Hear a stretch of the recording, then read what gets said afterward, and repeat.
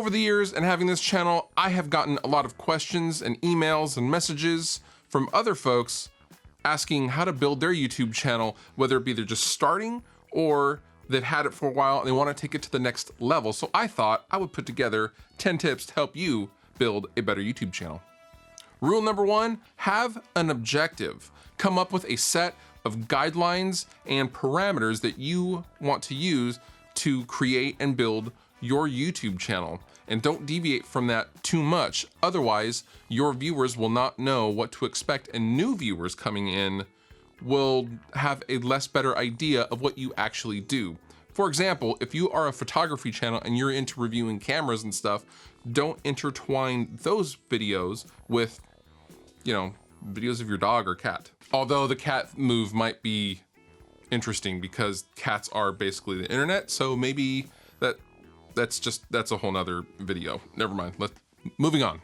Tip number 2, branding and uniformity. Branding is important because it will allow people to quickly know exactly what you're all about at a glance. And uniformity across all of your social media outlets is good because if someone, for example, tags you on Instagram, that username will carry on over to the Twitter feed as well. So someone can then, on seeing the post on Twitter, can click that username and then go to your profile and then follow you, and thus building your channel. If you have different usernames on different social media outlets, that's bad because kitty kitty boom boom 421 on Twitter, people aren't going to know that is actually, Pokemon Lover 430 on Instagram. I don't know where I'm getting these names. I'm just thinking of random examples, but uniformity is key.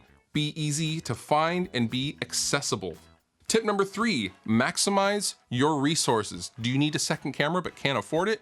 Is your primary camera not that bad? Well, if you have an iPhone, you have an amazing 4K capable camera, and it does slow motion at 60 frames a second and all that stuff. Incredible. If you only have a few lights, make sure you read up and learn how to set your white balance correctly for those lights. Don't just put up with, yellow work lights and stuff like that. Those are very, very usable. You just got to know how to correct for them.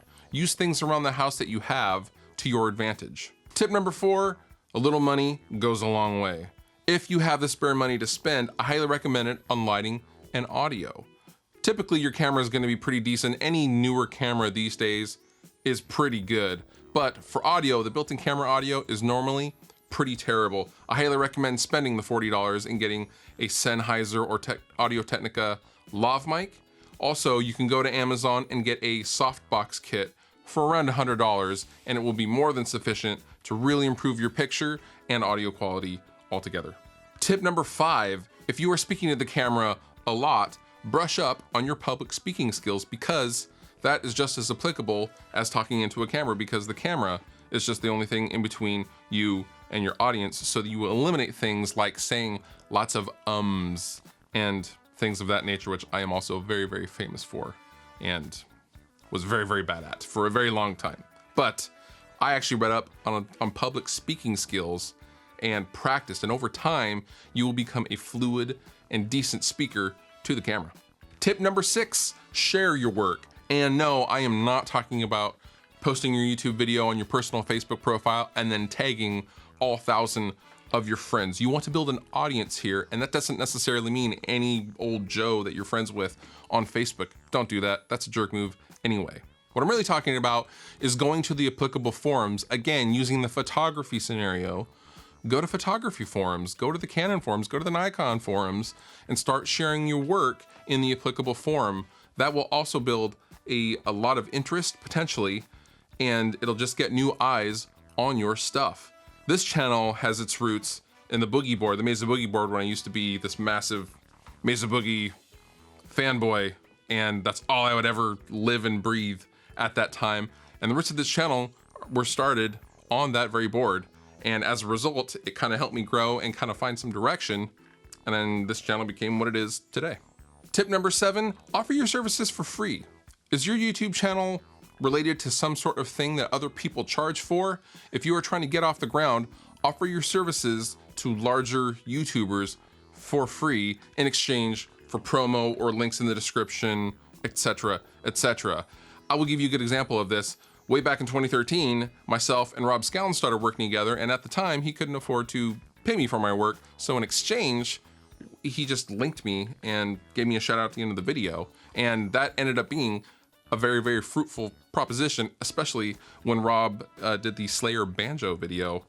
I saw like 10,000 or 20,000 subs just from that video going viral, and it was well worth my time mixing the song in exchange for all those subs. So at first, you can typically expect to work for free, but eventually, once you get out there, when people start coming to you, then you can turn this kind of thing, using the photography example, again, you can then start charging, but you have to start somewhere, and doing free work for others in exchange for other things is definitely a worthwhile proposition. Tip number 8, collaborate with somebody.